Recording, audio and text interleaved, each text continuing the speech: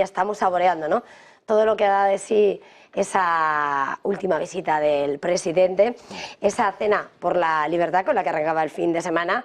Y antes de ir a detalles concretos, ¿cómo valora lo que ha sido esa cita, el acogimiento?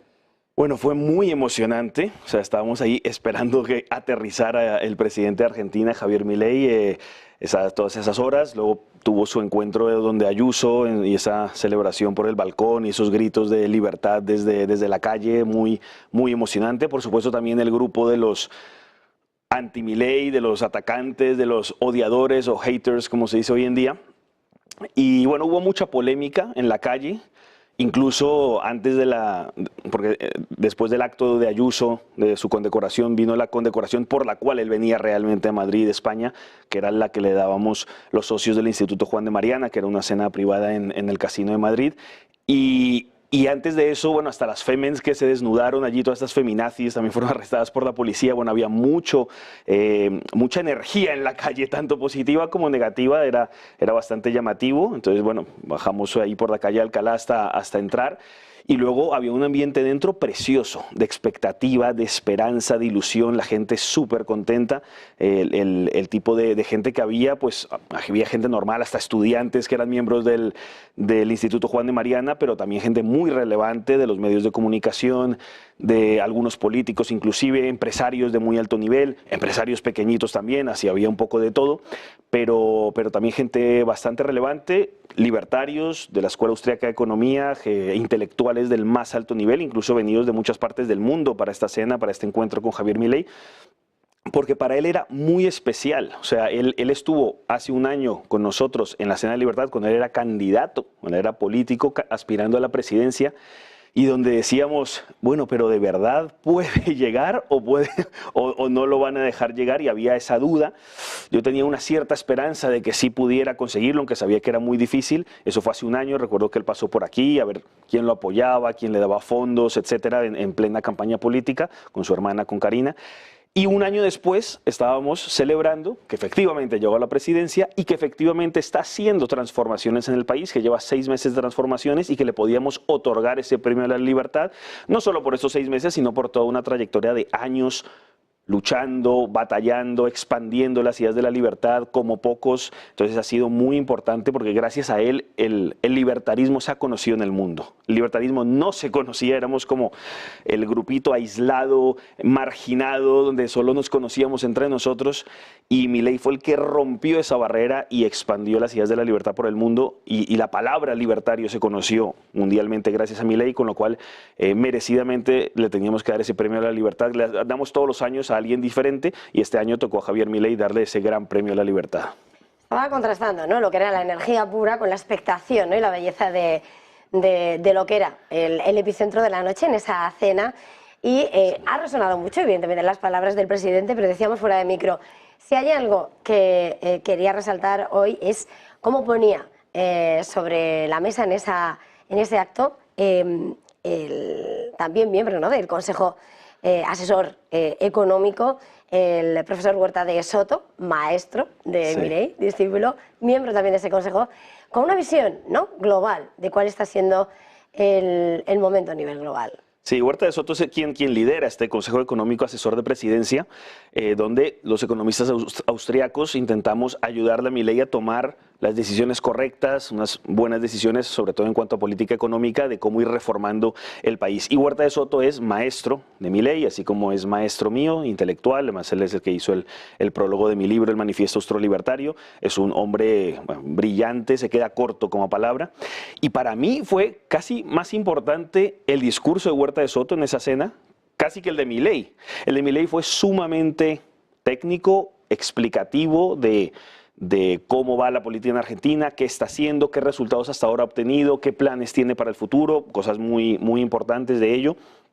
Por ejemplo, una de las más interesantes que todavía no ha metido, pero que estamos allí detrás para que vaya a meter en el momento adecuado, es la ilegalización de la impresión de dinero. Es decir, el que sea como un delito, y además un delito de lesa humanidad, imprimir moneda por parte del Estado. O sea, crear inflación. Porque crear inflación significa robar a los ciudadanos. Si tú tienes unos ahorros, es decir, 100 pesos, 100 dólares, lo que sea, 100 euros, y los precios te suben al doble, entonces ahora puedes comprar la mitad. O sea, un año después puedes comprar la mitad de lo que antes podías comprar, con lo cual se te ha robado la mitad de tu poder adquisitivo. ¿Y quién te lo ha robado? El Estado. Los políticos que para beneficiarse a través del gasto público y del déficit lo que hacen es robar a la población. Pero bueno, digo, centrándome en lo de Huerta de Soto, que es lo que me estás preguntando, Huerta de Soto hace una magnífica exposición con un preámbulo anterior a la explicación técnica económica de Milei de Argentina, de lo que está pasando en el mundo.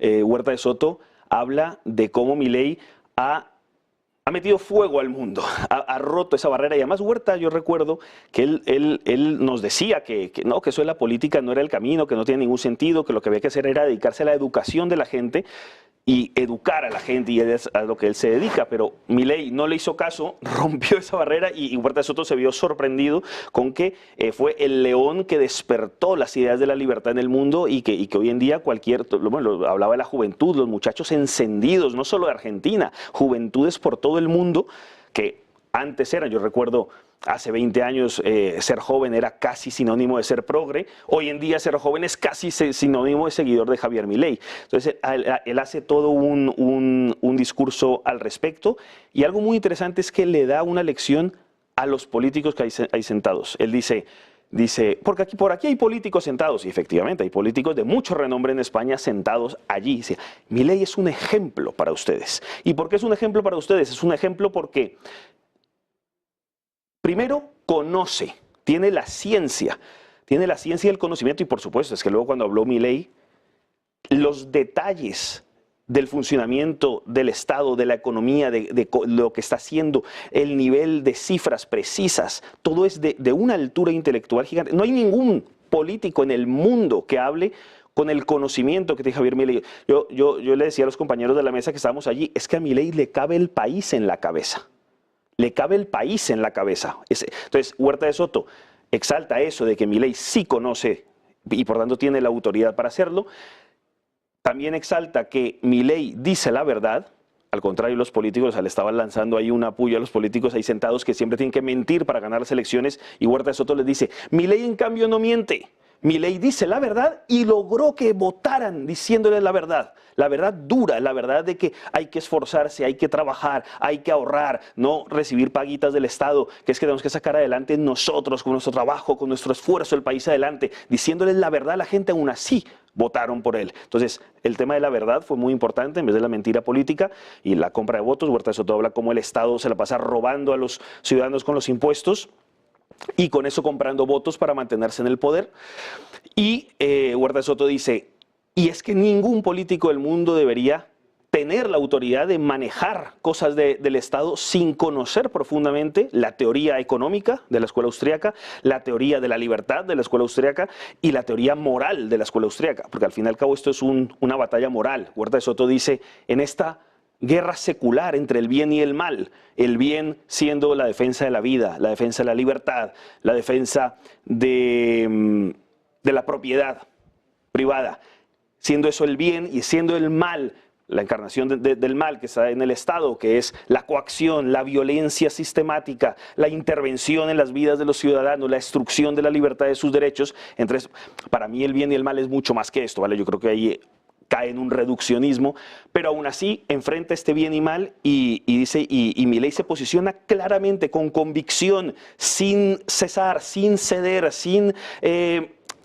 negociar los verdaderos principios para seguir transformando su país y transformando este mundo, y claramente en una apuesta por la libertad y por los principios. Entonces yo creo que fue un discurso magnífico, y estaba además emocionado. Milei estaba llorando ahí con el discurso de Huerta de Soto. Luego también termina diciéndole sigue haciendo de maestro allí, ¿no? Exacto, sigue siendo maestro, y para él era como un gran honor que su maestro estuviera elogiando de esa manera. La verdad que Milei ha hecho un trabajo de años, sacrificado, con esfuerzo, o sea, magnífico. Pero me gustó mucho cómo casi termina Huerta de Soto diciendo, y Milei ha sido una referencia, están atemorizados todos los políticos del mundo, el surderío mundial, dice Huerta de Soto, yo lo llamo el progresurderío mundial, pero dice Huerta, con surderío mundial de cualquier partido, los de derechas y los de izquierdas, todo ese progresismo, porque al final es la lucha de la libertad contra el estatismo.